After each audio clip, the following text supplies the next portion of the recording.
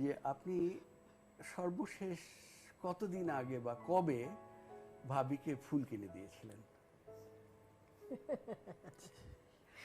আসলে এই ব্যাপারটা না, মানে ওর সবসময় ডিমান্ড ছিল যে ফুল, মানে প্রত্যেক বছরের বার্থডেতে উইশ করা বা ফুল আনানো বা ড্রেসটা, এই সমস্ত কিছু সৌজন্যতা যে বোধ, বাট আমি এইটার থেকে সবসময় আলাদা আর কি। ভাইয়ার মতে অনেকটা, মানে বলতে চাই যে ফিল হোক, আমার চোখ বলে দেবে আমি তো ফুল, টাটকা ফুল, আবার হাতে দোকান থেকে কিনে ফুল দেওয়ার কি দরকার, বাট ও সবসময় ছিল। আমি বলতাম কখনোই ফুল নিয়ে আসে নাই, কখনোই না, বলে যে এগুলো এমনি মনের ভাবই হচ্ছে আসল। আপনার স্বপ্নের রানীকে? আমার স্বপ্নের রানী এই মুহূর্তে আমার ওয়াইফ। আর এর আগে? ওই আগেও ছিল। ধরুন কোন সুন্দরী নারী আপনার প্রেমে পড়ে গেলেন এই বয়সে, জি, আপনি তাতে মুগ্ধ, ভাবি তা জেনে ফেললেন, আপনি কি করবেন? না, আমি I have deep control on my self. আমি আমার ভিতরে কন্ট্রোল অনেক ভালোভাবে আমি কন্ট্রোল নিজেকে করতে পারি, কাজে আমার দিক বিদিক এবং এই কন্ট্রোলের চাবিকাঠিটা ওর কাছে। গুড। আচ্ছা, সবচেয়ে আজব কি গিফট পেয়েছিলেন ভাবির কাছ থেকে? আজব একটা চিঠি আর কি, প্রেমের চিঠিতে, ওটার মধ্যে তুই করে লেখা ছিল, তুই ফার্স্ট প্রেমের চিঠিটা তুই করে লেখা ছিল। এর চেয়ে বড় ব্যাপার নাই। আমরা যখন সৃষ্টিকর্তার কাছেও যাই এবং আবেগের সঙ্গে বলি, তখন কিন্তু তুই বলি। জি জি, বিউটিফুল। আপনার স্ত্রীর বান্ধবীদের মধ্যে কাকে আপনার সবচেয়ে সুন্দরী মনে হয়? চলন বলন, ওর গেট আপ, ওর বাচনভঙ্গি, তারপরে সবার সাথে সম্পৃক্ততা, লেখাপড়ায় ভালো ছিল, তারপর ওর ফর্মালিটিস খুব ভালো ছিল, সৌজন্যতা বোধ খুব ভালো ছিল। তখন মনে হতো যে না, মানে সে যথেষ্ট ভালো একজন মানুষ। এত প্রশংসা শুনে ভাবি রাগ করছেন না? আমার মনে হয় রাগ করবে না। বাবা, এতই আন্ডারস্ট্যান্ডিং, গ্রেট। আমরা ভাবির কাছে প্রশ্নে যাব। আপনাদের দুজনের মধ্যে কে বেশি অগোছালো? অবশ্যই দিশা ভাই। অবশ্যই, তবে অনেক বেশি আপনাকে গোছাতে হয় তারটা, না? গুড। এটা সংসারে অধিকাংশ ক্ষেত্রে তাই হয়। আপনার প্রিয় ভিলেনকে 1, 2, 3 হিসেবে সিরিয়ালি আপনি একটু বলবেন। আমি কয়েকটি নাম বলছি: এটিএম শামসুজ্জামান, হুমায়ুন ফরিদি, আহমেদ শরীফ, মিশা সওদাগর, খলিল। হুমায়ুন ফরিদি 1, মিশা সওদাগর, বা এটিএম শামসুজ্জামান, খলিল, আহমেদ শরীফ। ওয়াও, আমার সঙ্গে এরকম মিলে গেল। ও, তার সঙ্গে মিলে গেছে, তার সঙ্গে মিলে গেছে। ওয়েল জাজ, আই থিংক ওয়েল জাজ। আমার অনেক কিছু বলতে ইচ্ছে হচ্ছে, এমন ইমোশনালি আমি চার্জ হয়ে গেছি। আচ্ছা, আপনার স্বামী বাস্তবে কতটা ভিলেন? বাস্তবে একেবারেই না, রোমান্টিক? একেবারেই ভালো না, রোমান্টিক, আমাকে খুব কেয়ার করে, খুব কেয়ারিং পারসন। আপনাদের দুজনের মধ্যে বেশি ডোমিনেটিং কে? মিশা। ওকে। মিশা সওদাগরের ভিলেনি আচরণ দেখে কিছু মানুষ তাকে ভিলেন মনে করে, উনি যে ক্যারেক্টার করেন সেটাকে না, মানুষটাকে। এরকম যখন করে তখন আপনার ফিলিংটা কি হয়? এরকম হয়, এরকম হয়েছে 2-3 বারই। তখন আমি ওকে বলি যে এটা তো অভিনয়, আর ওরা যেরকম করছে এটা তোমার সাকসেসের পরিচয়, পুরস্কার, yes. সাকসেসের পুরস্কার। Nicely said, thank you. Okay, এবার আমি সোহেল রানা ভাইয়ের দিকে যাব। দর্শক মণ্ডলী, একটা কথা বলে রাখি, আজকের এই যুগলবন্দি অনুষ্ঠানে যুগলবন্দীদের জন্য একটা বিশেষ পুরস্কার আছে মিনিস্টার ফ্রিজের পক্ষ থেকে। আচ্ছা সোহেল রানা ভাই, আমি আপনার কাছে যদি যাই, আবার যদি নায়ক হওয়ার সুযোগ হয়, আপনি কোন নায়িকা বেছে নেবেন? আসলে নায়িকা তো কোনো সময় আমরা নেওয়া হয় না আমাদের ছবিতে আমরা যেটা নেই সেটা হচ্ছে সহকর্মী। তো সহকর্মী যে এনিবডি আসতে পারে, সেখানে কোনো সিলেকশনের কোনো ব্যাপার নেই। Selection goes to the director.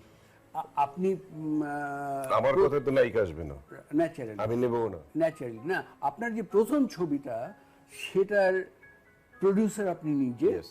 তারপরে আপনি অসংখ্য হিট ছবি করেছেন, এমনকি ছবি পরিচালনা করেছেন। জি। আপনি প্রডিউসার, পরিচালক এবং আপনি হিরো, তাহলে কাকে? তখন আমি যেহেতু আমি প্রডিউসার, আমি প্রথমে চিন্তা করবো যে কোন নায়িকার মার্কেটটা পারফেক্ট আছে। এটা হচ্ছে আমার প্রথম চিন্তা হবে প্রডিউসার হিসেবে। ডিরেক্টর হিসেবে আমার চিন্তা হবে যে এই ক্যারেক্টার যেটা আছে সেই ক্যারেক্টারটার জন্য সবচেয়ে ভালো কে হবে, বাহ, সেই আমি তখন সেই নায়িকাটাকে নেব। আর হিরো হিসেবে আমি কাকে পছন্দ করলাম ওটা আসবে হিসেবের মধ্যে। এক্স্যাক্টলি, ওটা ডিরেক্টরের দায়িত্ব। That is up to the director. Perfect. আচ্ছা, ভাবি ডাক্তারি নিয়ে খুব ব্যস্ত, কিন্তু যে কোনো কারণেই আপনার খুব বিদেশে যেতে ইচ্ছে হচ্ছে। এখন আপনি কি তখন বিদেশে চলে যাবেন, না ভাবির জন্য অপেক্ষা করবেন? বিদেশে চলে যেতে ইচ্ছা করবে কেন? ধরা গেল আপনি ডিপ্রেসড হয়ে পড়েছেন। না, ডিপ্রেশনটা কাটার কারণটার প্রশ্নটার উত্তরটা আমাকে আগে জানতে হবে। যে ডিপ্রেশনটা দুটো কারণের জন্য হতে পারে। একটা হচ্ছে যে পৃথিবীটাকে সুন্দর করে দেখা, সবকিছু জানা শোনার জন্য, না, এবং প্রকৃতিটাকে দেখা, অথবা প্রকৃতির সৌন্দর্য মহিলাদেরকে দেখা, কোনটা? সে তো আপনি বলবেন। মানে ডিপ্রেস মানুষ নানান ভাবে হতে পারে, আমরা সবাই হই যে একটু যদি ঘুরে আসতে পারতাম। ডিপ্রেসড এই কথা যদি বলা হয় তাহলে বলতে হবে যে ডিপ্রেসড হযরত আদম আলাইহিস সালাম যখন হয়েছিলেন ডিপ্রেসড, তখন তার মনটাকে খুশি করার জন্য আল্লাহ তাআলা কিন্তু সিনেমা পাঠাননি বা কোনো স্ট্রেট পাঠাননি, ওখানে হাওয়াকে পাঠিয়েছিলেন। কাজে আমার হাওয়াকে দেখে আমি বাইরে করে যে কি ডিপ্রেশন কাটবে কি করে, এটা তো আমার মাথায় ঢোকে না। না, তাহলে আপনি ভাবির জন্য অপেক্ষা করবেন, এই তো? আমি হাওয়ার জন্য অপেক্ষা করবো। তাই তো? Very natural. আপনাকে কত বড় জায়গায় নিয়ে গেছে আপনি চিন্তা করেছেন। থ্যাংক ইউ, অসাধারণ। আচ্ছা, সকালে ঘুম ভেঙে আপনি দেখলেন যে আপনার পাশে কারিনা কাপুর ঘুমিয়ে আছে, আপনি কি করবেন? ঘুম ভেঙে তো দেখতে পারেন, এটা স্বপ্নে দেখা যেতে পারে। না, স্বপ্ন তো একটা বায়োলজিক্যাল ব্যাপার, তাই না?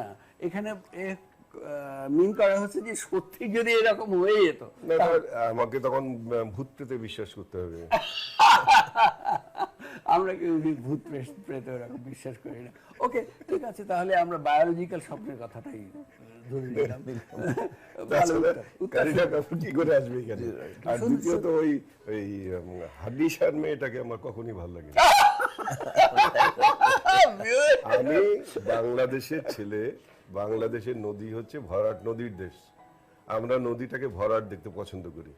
আমাদের নদীগুলো যখন শুকিয়ে যায় তখন সেটাকে মৃত নদী বলি অথবা অর্ধমৃত নদী বলি, সেটা দেখতে আমাদের কখনই ভালো লাগে না।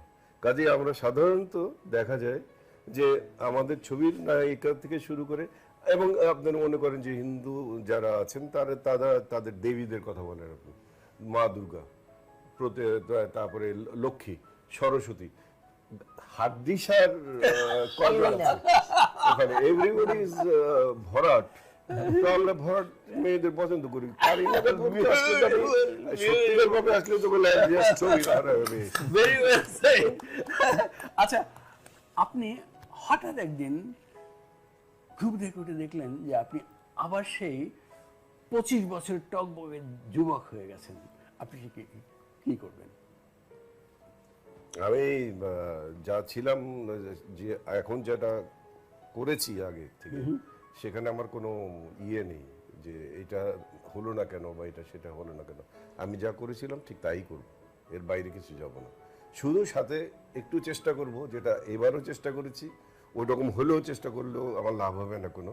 আমি গান শুনতে খুব পছন্দ করি এবং ওই গান গায়ক হতে চাইবো, এবং আমি হতে পারবো না, এটা খুব ভালো মতো জানি।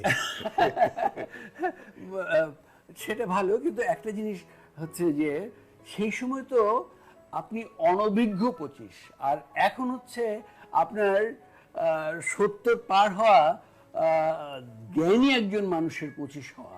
তো আপনি অন্যভাবে সাজাবেন না?